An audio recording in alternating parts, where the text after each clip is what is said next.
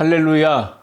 오늘도 하나님의 은혜와 평강이 오직 성령 충만의 신앙과 말씀 충만과 은혜 충만의 신앙으로 살기 위해서 하나님 앞에 믿음으로 나아가는 우리 모든 성도님들 가운데 충만하게 임하시기를 주의 이름으로 축복합니다. 기도하신 후에 말씀의 은혜를 나누겠습니다. 고마우신 하나님 아버지 감사합니다. 우리의 마음에 늘 함께 하셔서 담대함을 주시고 세상을 살아갈 때 말씀의 길을 걸어가며 순종의 신앙으로 주님께 영광 돌리는 우리의 삶이 되도록 인도하여 주신 하나님 감사합니다. 오늘도 바쁘고 분주한 일상의 발걸음을 멈추고 주님 앞에 겸손히 나아갑니다. 마음을 열고 주님 말씀을 듣기 원하오니 이 시간 우리 가운데 좌정하셔서 우리의 심령을 어루만져 주시고 새롭게 해주시고 능력으로 충만하게 하셔서 어두운 세상을 밝히며 이 세상의 빛과 소금된 사명 잘 감당해서 하나님 나라가 임하게 하는 축복의 통로로 쓰임받는 우리 모든 성도들이 되게 하여 주옵소서. 기도할 때 하늘 문 열려지게 하시고 하나님의 거룩한 능력과 응답의 역사를 체험하게 하여 주옵소서. 예수님의 이름으로 기도하옵나이다. 아멘. 오늘은 시편 10편입니다. 1절부터 18절까지 말씀을 통해서 여호와여 일어나옵소서 이러한 제목으로 은혜를 나누고자 합니다. 먼저 오늘 본문의 말씀을 다 같이 함께 합독해서 읽기로 합니다. 시편 10편 말씀입니다. 함께 읽습니다. 시작. 여호와여 어찌하여 멀리 서시며 어찌하여 환난 때에 숨으시나이까. 악한 자가 교만하여 가련한 자를 심히 압박하오니 그들이 자기가 베푼 꾀에 빠지게 하소서. 악인은 그의 마음에 욕심을 자랑하며 탐욕을 부리는 자는 여호와를 배반하여 멸시하나이다. 악인은 그의 교만한 얼굴로 말하기를 여호와께서 이를 감찰하지 아니하신다 하며 그의 모든 사상에 하나님이 없다 하나이다. 그의 길은 언제든지 견고하고 주의 심판은 높아서 그에게 미치지 못하오니 그는 그의 모든 대적들을 멸하시며 그의 마음에 이르기를 나는 흔들리지 아니하며 대대로 환난을 당하지 아니하리라 하나이다. 그의 입에는 저주와 거짓과 포악이 충만하며 그의 혀 밑에는 잔해와 죄악이 있나이다. 그가 마을 구석진 곳에 앉으며 그 은밀한 곳에서 무죄한 자를 죽이며 그의 눈은 가련한 자를 엿보나이다.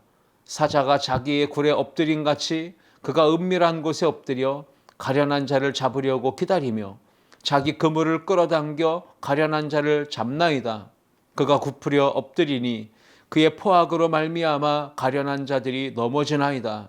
그가 그의 마음에 이르기를 하나님이 잊으셨고 그의 얼굴을 가리셨으니 영원히 보지 아니하리라 하나이다. 여호와여 일어나옵소서. 하나님이여 손을 드옵소서. 가난한 자들을 잊지 마옵소서. 어찌하여 악인이 하나님을 멸시하여 그의 마음에 이르기를 주는 감찰하지 아니하리라 하나이까. 주께서는 보셨나이다. 주는 재앙과 원한을 감찰하시고 주의 손으로 갚으려 하시오니 외로운 자가 주를 의지하나이다. 주는 벌써부터 고아를 도우시는 이신이이다. 악인의 팔을 꺾으소서. 악한 자의 악을 더 이상 찾아낼 수 없을 때까지 찾으소서. 여호와께서는 영원 무궁하도록 왕이시니 이방 나라들이 주의 땅에서 멸망하였나이다. 여호와여 주는 겸손한 자의 소원을 들으셨사오니 그들의 마음을 준비하시며 귀를 기울여 들으시고 고아와 압제당하는 자를 위하여 심판하사 세상에 속한 자가 다시는 위협하지 못하게 하시리이다. 아멘. 자, 오늘 본문의 말씀을 여호와여 일어나옵소서 이러한 제목으로 함께 은혜를 나누실 텐데 여러분 지금 이 시대는 참으로 악한 시대가 되었습니다. 죄악이 만연하고 하나님을 경외하지 아니하며 우상을 숭배하는 음란에 빠진 그리고 부도덕과 부패와 부정함이 가득한 세상이 되고 말았습니다. 인류 역사 가운데 살아계신 하나님을 부정하고 하나님은 계시지 않는다라고 말하는 사상과 가치와 철학들이 참 많이 있었습니다. 그 중에 대표적인 사람들을 몇 소개한다면 독일의 철학자인 니체는 신은 죽었다라고 말했습니다. 그리고 심리학자 프로이드는 종교는 인민의 아편이다. 종교는 집단적 강박증의 현상일 뿐이다 라고 표현을 했고요. 공산주의자 마르크스는 종교는 민중에 대한 억압을 정당화하는 장치일 뿐이다 라고 말했습니다. 옥스퍼드 대학교의 교수이자 생물학 교수인 리차드 더킨스는 유명한 무신론자이고 진화론자인데 그가 2006년도에 쓴 신이라는 망상이라는 책에서 종교는 망상이다, 신은 망상이다 이렇게 규정을 합니다. 그러면서 종교 때문에 사람들은 더 비도덕적이 되고 이 종교에 대해서 그러므로 많은 사람들이 더 노골적으로 반감을 드러내게 된다 이렇게까지 이야기합니다. 우리가 접하는 수많은 영화나 또 소설을 보면 신은 존재하지 않는다라고 하는 무신론적 관점을 전제로 해서 스토리를 이어나가는 것을 우리가 보게 됩니다. 오늘 본문에서도 시인은 하나님께서 멀리 서 계시기 때문에 안 계신 것처럼 느껴진다고 말하면서 살아계신 하나님은 당신의 택하신 백성이 어려운 환난과 고통을 당하고 있을 때 왜 숨어 계시느냐고 이렇게 탄식하며 절규하고 있습니다. 우리 오늘 읽은 말씀인데 1절을 함께 읽어보겠습니다. 여호와여 어찌하여 멀리 서시며 어찌하여 환난 때에 숨으시나이까. 멀리 서 계신 하나님 그리고 숨어 계신 하나님 이렇게 시인이 하나님께 탄식하고 절규하며 호소합니다.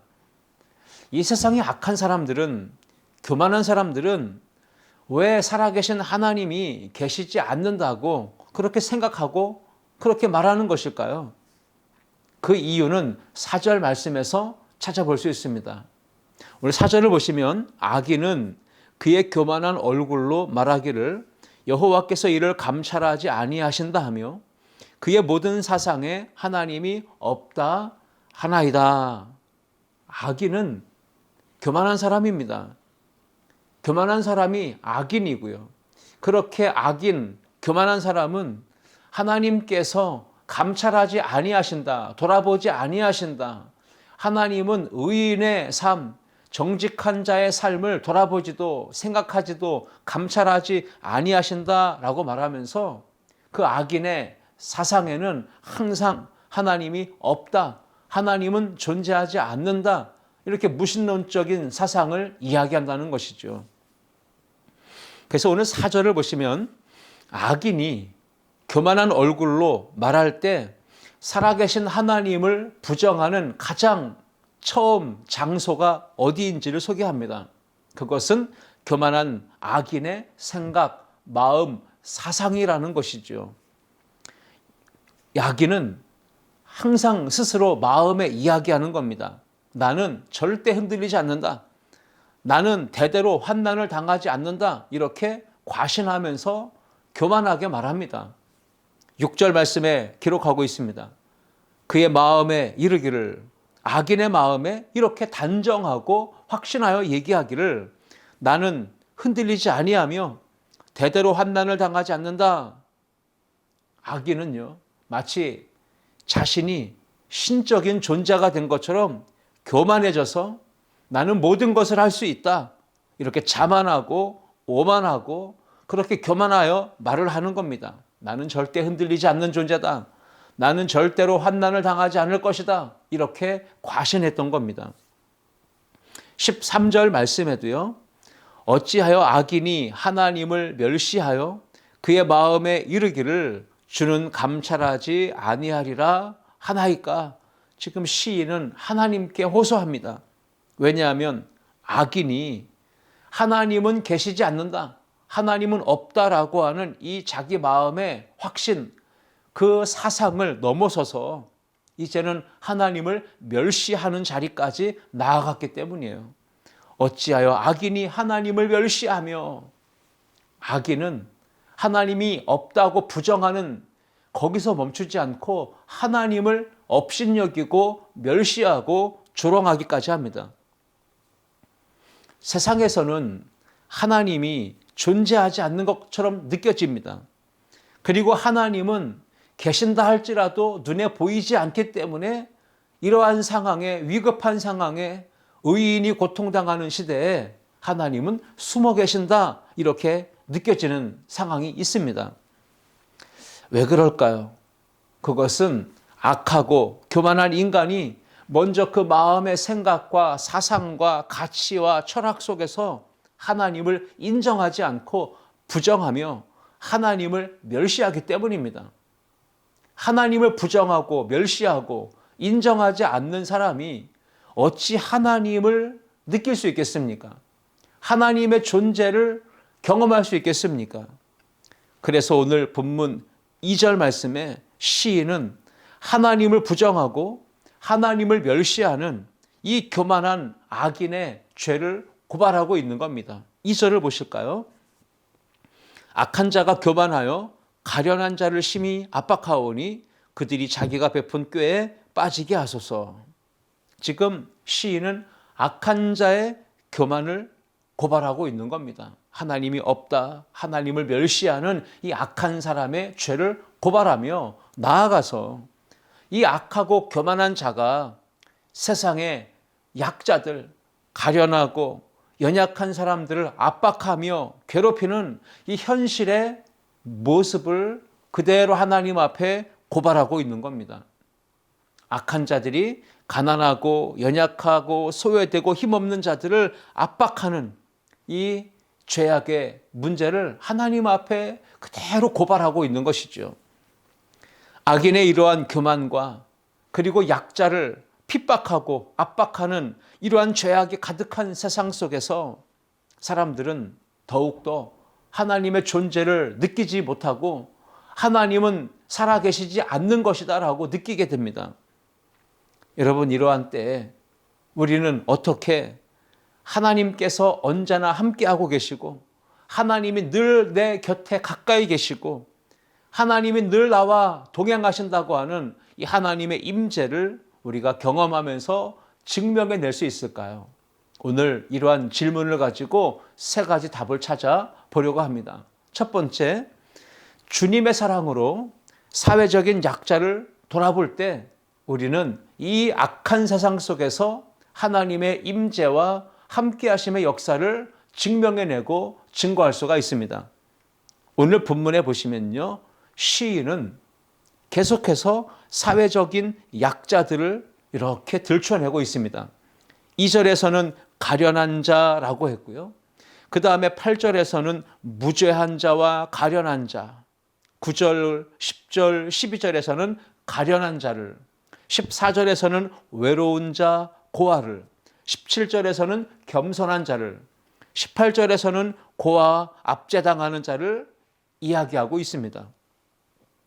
이러한 사회적인 약자들이 있는데 그 사회적인 약자를 돌아볼 때 그것을 통해서 세상은 하나님이 살아계시며 하나님은 존재하신다는 것을 증명해낼 수 있고 깨닫게 될 수 있다는 것이죠. 시인이 하나님을 향하여 왜 하나님은 멀리서 계시며 환난을 당한 때에 숨어 계시느냐 이렇게 탄식하며 절규했을까요? 그것은 사회적인 약자들이 지금 분명히 시인이 곳곳에서 이야기했던 가련하고 무죄하고 그리고 외롭고 고아가 과부가 나그네가 이러한 약자들이 존재하는데 그러한 약자들이 교만하고 악한 사람들에 의해서 압제를 받으며 학대를 받으며 고통당하는 장면을 시인이 두 눈으로 목도하고 있기 때문입니다. 시편 기자는 개인적인 어려움이나 고난, 환난의 문제에서 이제는 사회적인 약자를 바라보며 공동체를 전체를 품으며 하나님 앞에 호소하고 탄식하고 있습니다. 악인은 하나님을 멸시하고 하나님의 존재를 부정하고 연약한 자를 괴롭히고 있습니다. 여러분, 그러한 상황에 우리 하나님은, 살아계신 우리 주님은 언제부터 어떻게 개입하고 계시며 일하고 계셨던 것일까요? 오늘 본문 14절을 함께 읽어보겠습니다. 주께서는 보셨나이다. 주는 재앙과 원한을 감찰하시고 주의 손으로 갚으려 하시오니 외로운 자가 주를 의지하나이다. 주는 벌써부터 고아를 도우시는 이시니이다. 아멘. 우리 주님께서는, 우리 사랑의 하나님 아버지께서는 보셨나이다 라고 말합니다. 우리가 힘겹고 어렵고 고통당하는 이러한 사회 속에서, 세상 속에서 살아갈 때 하나님은 멀리 계시지 아니하고 환난 때에 숨어 계시지 아니하고 하나님은 가까이 오셔서 우리의 아픔과 고통과 압제당하는 것을 다 보셨다는 것이에요. 그리고 재앙과 원한을 감찰하셨으며 주님이 손으로 친히 갚아주시려고 하신다는 겁니다. 그렇기 때문에 외롭고 소외되고 힘든 사람들이 주를 더욱더 의지한다고 말합니다. 14절 마지막 부분에 이렇게 기록합니다. 주는 벌써부터 고아를 도우시는 이시니이다. 여기서 우리는 벌써부터라고 하는 말을 좀 눈여겨볼 필요가 있습니다. 주님은 벌써부터, 이미 오래전부터 우리가 고통당할 때 그 이미 이전부터 우리에게 관심을 가지시고 우리에게 마음을 쏟으시며 우리를 향하여 눈을 돌이켜 바라보시며 우리의 아픔 탄식의 소리를 들어주시며 우리를 도와주시려고 그 손으로 역사하셨다는 것이죠. 벌써부터 고아와 과부와 나그네와 사회적 약자들과 압박을 당하는 힘이 없는 사람들을 위해 하나님은 도움의 손길을 펼쳐주셨다고 시인은 말하고 있는 겁니다. 사회적 약자들은 교만하고 악한 자들로부터 압박을 당하고 학대를 당하고 괴롭힘을 받지만 그때 그들이 주님을 의지하고 주님을 신뢰하고 바라본다는 겁니다. 시인 다윗은 왜 하나님은 숨어 계시고 왜 하나님은 환난 때에 우리를 돌아보지 아니하시나이까 절규했는데 돌아보니까 깨닫고 나니까 사실 다윗이 탄식하고 절규하며 호소하기 이전부터 이미 벌써부터 하나님은 약자 고아를 돕고 계셨다는 사실이에요. 시편 68편 5절 말씀 제가 읽어봅니다. 그의 거룩한 처소에 계신 하나님은 고아의 아버지이시며 과부의 재판장이시라. 우리 하나님은 거룩한 처소에 계시는 분이세요. 동시에 하나님은 이 세상 속에 들어오셔서 연약한 자를 돌아보시는데 특히 고아에게 아버지가 되시고 과부에게는 재판장이 되어주신다라고 말합니다. 고대 사회에서 가장 힘이 없는 사회의 약자는 고아나 과부나 나그네였습니다. 시편 146편 9절 말씀에 그러한 사회적 약자들을 향하신 우리 하나님의 사랑의 손길을 소개합니다. 여호와께서 나그네들을 보호하시며 고아와 과부를 붙드시고 악인들의 길은 굽게 하시는도다. 우리 하나님은 벌써부터 나그네들을 보호하셨고 고아와 과부를 사랑의 손으로 붙드셨습니다. 도와주셨어요. 세상에 교만하고 악한 사람들이 이 세상에서 떵떵거리면서 큰 소리치며 자기 마음과 사상에 하나님이 없다, 하나님은 존재하지 않는다 부정할지라도 하나님은 그 세상 속에 관여하시며 사랑으로 다가오셔서 사회적 약자들에게 이미 벌써부터 돌보심의 은혜, 도우심의 은혜를 베풀어 주셨다는 사실을 오늘 시인이 고백하고 있고 선언하고 있는 겁니다. 지금 우리가 코로나19에 정말 힘겨운 시간들을 보내고 있습니다.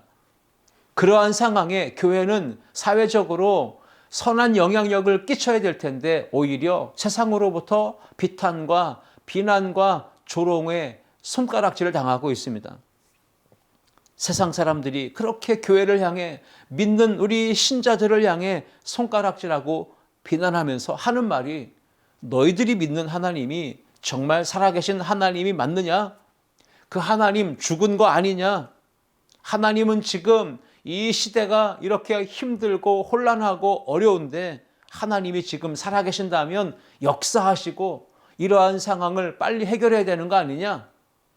이렇게 고통스러운 상황이 길게 지속되는 걸 보면 하나님은 지금 숨어 계셨거나 하나님은 멀리 계시거나 하나님은 존재하지 않으신다라고 이렇게 부정하며 말하는 것입니다. 그래서 여러분, 힘들고 어려운 사회, 이러한 삶이 고통이 가중될 때 특별히 코로나19의 상황이 더 악화되고 있는 현 상황에서 사회적인 약자를 품는 것은 우리 교회와 성도들, 우리 그리스도인들의 삶의 모습이어야 합니다. 사회적인 약자를 사랑으로 품고 감싸주고 섬겨주는 그 교회와 성도들의 사랑의 손길을 통해 그렇구나, 세상은 이렇게 악하고 타락하고 힘겨워지고 고통 가운데 있지만 저렇게 믿는 사람들의 사랑의 손길과 도움의 손길을 볼 때 하나님은 살아계신 것이 분명하구나, 이것을 증명해 낼 수가 있는 거죠. 어려울 때는, 고통의 때는 하나님의 살아계심을 세상에 증거할 수 있는 절호의 기회가 될 수 있습니다. 그러므로 이 시대를 살아가는 교회와 성도들은 오늘 저와 여러분은 특별히 이 세상에서 사회적 약자들을 품고 주님의 긍휼과 사랑의 마음으로 다가가 사랑의 손길을 내밀어 연약한 자들을 붙잡아 세워줄 수 있어야 합니다. 교회 안에 있는 공동체에도, 우리 지체들에게도, 또 소외된 사람들에게도 사랑으로 섬김의 그 삶으로 다가갈 때 하나님은 사랑이시며 지금도 살아 역사하시는 분이심을 많은 사람들이 보고 깨닫게 될 것입니다. 그렇게 할 때 긍휼을 베풀고 사랑을 실천하는 그 현장에서 하나님의 살아계심과 하나님의 임재와 역사하심이 강력하게 드러나고 증명될 수 있는 겁니다. 그러므로 우리는 이 세상 속에서 하나님은 살아계신 분이시다, 하나님은 벌써부터 사회적 약자인 고아와 과부와 나그네들을 돕고 계시는 분이셨다라고 하는 것을 우리의 삶을 통해 주님의 손과 발이 되어 이 세상을 사랑으로 섬기며 치유하며 회복하는 삶을 사는 저와 여러분들을 통해 그 하나님의 임재와 살아계신 역사를 증명해 나타내는 우리 모두가 되시기를 주님의 이름으로 축복합니다. 오늘 두 번째로 살펴보실 것은 지금 교만한 자들, 악인들의 그 압박이 너무 거세고 그러한 상황 속에 사람들은 하나님은 없다, 계시지 않는다라고 주장하는데 이러한 세상 속에 우리가 하나님은 살아계시고 언제나 우리 가까이에 함께하고 계시며 그 하나님은 일하고 계신다는 것을 우리가 어떻게 증명할 수 있을까요? 두 번째는 주님의 마음을 품고 사회적 불의를 품고 우리가 함께 기도하며 나아가는 것입니다. 주님의 마음으로 이 사회적 불의와 죄악을 가슴에 끌어안고 기도할 때 이 세상은 하나님이 살아계신다는 것을 경험하게 되는 것입니다. 교회와 우리 모든 성도들은 공동체와 이 사회와 국가적 아픔, 국가적 죄악, 사회적 불의를 품고 하나님 앞에 나아가서 엎드려 탄식하며 부르짖어 기도해야 합니다. 오늘 시편 저자는 교만한 자들이 어떻게 하나님을 멸시하는지, 교만한 자들이 어떻게 약자들을 괴롭히는지를 고발했습니다.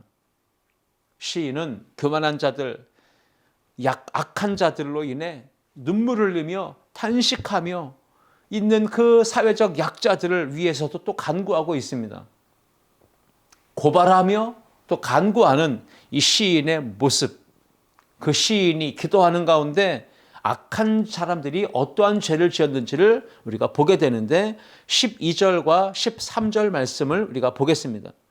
여호와여 일어나옵소서, 하나님이여 손을 두옵소서, 가난한 자들을 잊지 마옵소서. 어찌하여 악인이 하나님을 멸시하여 그의 마음에 이르기를 주는 감찰하지 아니하리라 하나이까. 교만과 탐욕과 배반과 거짓과 포악이 이 세상에 가득하다는 것이죠. 우리 대한민국이 지난 9월 22일 참 가슴 아픈 일을 겪었습니다. 해양수산부 소속 공무원이 북한에 의해서 총격을 당해 사살당하고 그 시신이 불태워져서 소각되어진 이 엽기적인 사건을 우리가 보게 되었습니다. 북한은 국제법상에 따라서 해상 난민을 구하고 보호하고 위험에 처한 그러한 사람들을 구해줘야 된다라고 하는 이 국제법 그 약조를 명백하게 위반하고 어겼습니다. 그러한 사회적, 국가적 위기를 바라보면서 많은 사람들이 개탄해하고 있고 분노해하고 있습니다. 그런데 정치권에서는 그것을 놓고 옳고 그르냐에 따라서 또 논쟁을 일삼고 있습니다. 참 이러한 세상을 바라보며 우리 국민들의 마음이 얼마나 무너져 내릴지 참 가슴이 아픕니다. 우리는 이러한 북한의 반인륜적인 범죄 행각을 놓고 만행을 놓고 옳고 그르냐 시시비비를 가리려고 하기보다 이러한 시대와 사회를 바라보며 우리는 하나님 앞에 이 문제를 가지고 나아가서 호소하고 탄원하며 기도해야 할 때인 줄 믿습니다. 존귀한 생명을 무참히 살해한 이 북한의 악한 정권을 하나님이 심판해 주시기를 우리가 기도해야 합니다. 우리가 판단하고 우리가 정죄할 수 없습니다. 그러나 하나님이 판단하시고 하나님이 모든 일을 다 선악간에 판단하시고 보응해 주시기를 우리가 기도해야 한다는 사실이죠. 국가는 존재하는 목적이 국민을 위해서 존재하는 것입니다. 국민의 생명과 인권과 안전과 평화로운 삶을 끝까지 보장해주고 그것을 지키기 위해 국가가 힘을 내서 싸워줘야 국민이 국가를 믿고 국민이 국가를 위해 몸과 마음을 바쳐 충성할 수 있는 그러한 동기가 부여되는 것입니다. 우리는 지금 나라와 민족을 위해 기도해야 될 때입니다. 사회적 불의, 국가적 죄악, 우리 공동체적 그 아픔들을 다 끌어안고 우리는 원망과 불평과 한숨만 쉬기보다 이제는 하나님 앞에 그 문제들을 다 가지고 나아가서 엎드려 기도할 수 있는 믿음의 사람들이 되어야 할 줄 믿습니다. 이 세상 사람들은 교회가 건물을 잘 지어서 화려해지고 그렇게 멋진 모습으로 수많은 사람들이 모이는 대형교회, 그것을 바라보면서 세상 사람들이 감동하지 않습니다. 오히려 세상 사람들은 그러한 교회를 바라보며 손가락질하고 비난과 정죄를 합니다. 건물이 아무리 화려해져도 수많은 사람이 교회에 모여도 절대로 그것을 인하여서는 세상 사람들이 감동을 받지 않는다는 겁니다. 오히려 교회가 이러한 시대 가운데 내부적으로 잘 다듬어서 이제 그 안에서부터 결집된 그 은혜와 사랑의 힘을 가지고 세상을 향해 손을 펼치며 섬김과 사랑을 나누며 구제하며 나아갈 때, 사회적 약자를 품어줄 때, 그때 세상은 교회를 바라보며 감동하는 것입니다. 교회가 사회적인 약자들의 아픔과 고통과 한숨을 바라보며 기도해 줄 때, 사회적으로 국가적으로 불의와 죄악에 가득할 때 교회가 그 문제를 놓고 기도하는 모습을 보며 세상은 감동을 할 겁니다. 교회가 내부적으로만 문제를 해결하기 위해, 어려움을 해결하기 위해 그것만을 놓고 눈물 흘리며 기도한다면 세상은 절대 교회를 인해서 감동할 수 없을 것입니다. 그러나 교회가 세상의 문제, 이 시대적 사회적 과제를 끌어안고 이 고통당하는 세상과 약자들을 품어 함께 눈물과 땀을 흘리며 섬김의 손길을 펼치며 불의에 맞서서 싸우며 기도할 때 세상은 감동을 받는 겁니다. 민족의 아픔을 끌어안고 눈물로 중보하며 기도하는 교회와 성도들의 모습을 바라보며 세상 사람들은 감동하고 교회를 향하여 마음을 열게 될 줄 믿습니다. 코로나19 때문에 많은 교회들이 예배가 모임이 제한되어 있고 한정되어 있고 참 어려움을 겪고 있습니다. 그렇다고 해서 교회에 모여서 함께 기도할 수 없겠지만, 그러나 성도들 개인이 교회에 와서 제단 앞에 엎드려 하나님 앞에 기도한다는 것은 얼마든지 가능한 일이 아니겠습니까? 교회는 항상 성도들에게 열려있는 기도의 공간입니다. 이곳에서 주님의 임재를 바라보며 하나님의 역사를 간구하며 이 시대적 사회적 아픔을 끌어안고 눈물로 기도할 때 하나님이 여러분 한 분 한 분의 기도를 들으시고 응답하여 주시며 이 세상을 치료하시고 회복시켜 주실 줄 믿습니다. 11월 1일부터 21일까지 열방과 함께하는 다니엘 기도회가 열립니다. 수년간 함께 해온 이 다니엘 기도회에 올해도 우리 모든 성도들이 함께 참여하길 바랍니다. 다니엘 기도회를 통해서 하나님 앞에 교회와 가정과 나라와 민족과 열방과 북한과 이 사회와 어려움 당하는 약자들을 끌어안고 우리가 함께 기도했으면 좋겠습니다. 그럴 때 기도하는 개인이 힘을 얻게 될 것이고, 기도하는 가정이 힘을 얻게 되며, 기도하는 교회가 힘을 얻어서 그 힘과 능력으로 세상을 치유하고 회복하는 하나님의 축복의 통로로 쓰임받게 될 줄 믿습니다. 이제 우리는 마지막 결론적으로 한 가지를 더 생각해 보려고 합니다.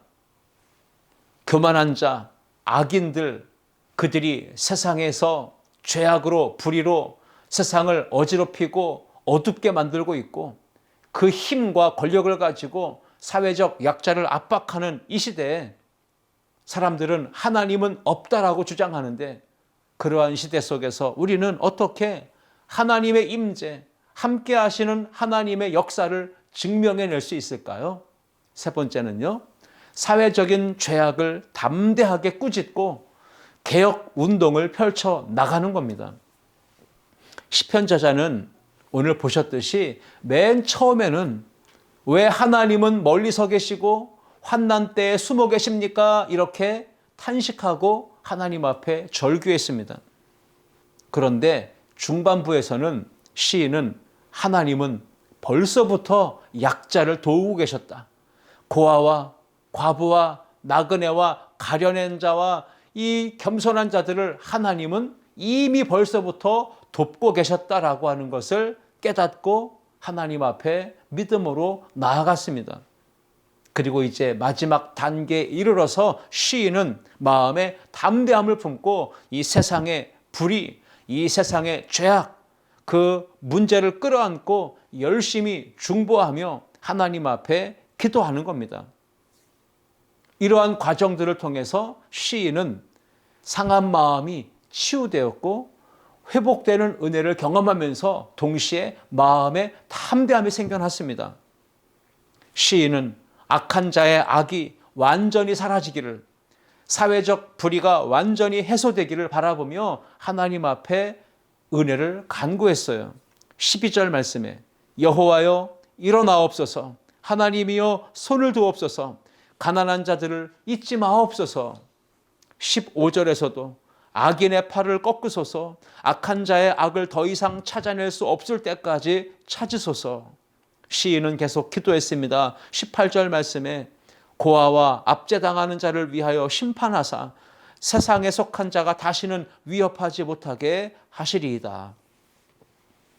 시인은 담대한 마음을 얻고 세상의 죄악을 꾸짖고 있는 겁니다.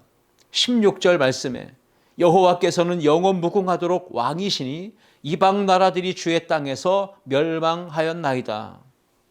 우리는 이 세상의 불의를 바라보며 참으면 안 됩니다. 예수님과 같이 거룩한 분노를 쏟아낼 수 있어야 합니다. 눈 감아주고 모르는 척 외면하고 지나간다면 이 사회는 더욱더 병들고 죄악으로 가득 차게 될 것입니다. 예수님께서 이 땅에 오셔서 눈에 보여지는 사회적 불의와 죄악을 어떻게 하셨습니까? 예수님은 분노하시며 진노의 채찍을 휘두르셨어요. 동시에 예수님은 사회적인 약자들에게는 어떻게 하셨나요? 성육신 하신 예수님이 사회적인 약자들, 소외되고 병들고 가난한 자들을 찾아가 주시고 만나 주시고 그들을 어루만져 치유해 주시고 그들에게 하나님 나라의 복음을 전해 주셔서 구원의 기쁨을 맛보게 하셨어요. 예수님은 제자들이 마음속으로 꿈꾸고 바라보았던 것처럼 혁명을 일으키지 않으셨어요. 사회적 혁명을 일으키거나 정치적으로 선동을 하셔서 권력을 잡지 않으셨다는 겁니다. 예수님은 오히려 이 세상의 모든 불의와 죄악을 친히 담당하시고 죄인된 인간을 구원하시려고 친히 십자가에 달려 고난당하시고 죽기까지 하셨어요. 예수님이 승리하시는 방법은 세상의 죄와 사망의 권세를 사랑과 용서의 복음으로 이기신 거예요. 코로나19 시대에 교회가 영적으로 각성해야 합니다. 오늘 저와 여러분들이 이 말씀 붙들고 기도할 때 영적 각성을 일으키고 하나님 앞에 다시 일어설 수 있는 은혜가 있기를 주의 이름으로 축복합니다. 다시 깨어 일어나서 이 악한 세상에 선한 영향력을 끼치는 하나님의 백성들이 되기를 기도하시기 바랍니다. 사회적인 약자들이 많아졌습니다. 어려움과 고통과 외로움과 고독함 속에 신음하고 있는 사회적 약자들이 우리 주변에 참 많이 생겨났습니다. 그들을 사랑하고 치유하셨던 예수님의 사랑을 우리가 마음에 담아서 우리도 어려운 시대에 세상의 빛과 소금된 사명 감당하며 그리스도 예수의 사랑을 실천하여 이 세상을 하나님의 나라로 변화시켜 나가는 축복의 통로로 쓰임받는 저와 여러분들이 다 되시기를 주님의 이름으로 축원합니다. 기도하시겠습니다. 하나님 아버지 감사합니다. 오늘 시편 말씀을 통해 우리에게 주신 말씀, 이 악한 세상 속에 하나님의 임재, 하나님의 함께하심, 하나님의 역사를 증명하기 위해 주님의 사랑으로 사회적인 약자를 돌아보게 하시며 주님의 마음을 품어 이 사회적 불의를 함께 품고 눈물로 기도하는 중보자가 되게 하시며 이 사회적 죄악을 바라보며 담대하게 꾸짖어 개혁의 운동을 펼쳐나갈 수 있는 교회와 모든 성도들이 되게 하여 주옵소서. 오늘 이 말씀 붙잡고 함께 기도할 때 하나님 역사하시고 하늘 문을 열어 응답해 주시고 하나님의 선한 열매가 우리의 삶 가운데 가득하게 맺혀나도록 충만하게 은혜를 베풀어 주옵소서. 감사드리며 예수님의 이름으로 기도하옵나이다. 아멘.